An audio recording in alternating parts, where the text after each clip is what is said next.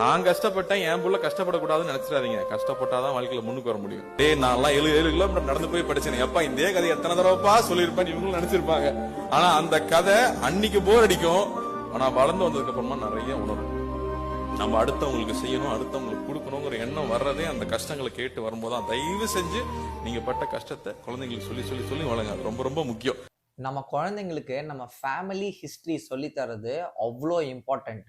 நம்ம எப்படி படித்தோம், நம்ம படிக்கும்போது எந்த மாதிரியான சேலஞ்சஸ் இருந்தது, நம்மளுடைய பேரண்ட்ஸ் படிச்சாங்களா, அவங்க எவ்வளோ கஷ்டப்பட்டு நம்மளை இந்த மாதிரி ஆளாக்கியிருக்காங்க, இப்போ கரண்டா நம்ம எந்த மாதிரியான சேலஞ்சஸ் ஃபேஸ் பண்றோம், அதை நம்ம எப்படிலாம் டேக்கிள் பண்றோம் அப்படிங்கிற எல்லா விஷயங்களையும் நம்ம குழந்தைங்களுக்கு சொல்லி தான் வளர்க்கணும். இந்த மாதிரி விஷயங்கள்லாம் நம்ம குழந்தைங்களுக்கு சொல்லும்போது நம்ம ஃபேமிலி அப்படின்னா என்ன, நம்மளோட எக்கனாமிக் கண்டிஷன்ஸ் எல்லாத்தையுமே புரிஞ்சுப்பாங்க. அண்ட் கிராட்டிடியூட் அப்படின்னா என்னங்கிறதையும் புரிஞ்சுப்பாங்க. குழந்தைங்களை திட்டும் போது மட்டும் இது ஒரு வெப்பனா யூஸ் பண்ணாதீங்க. ஐயோ நான் எவ்வளவு கஷ்டப்பட்டு வளர்ந்தேன் தெரியுமா, நான் எப்படிலாம் படிச்சேன்னு தெரியுமா அப்படின்லாம் சொல்லாதீங்க.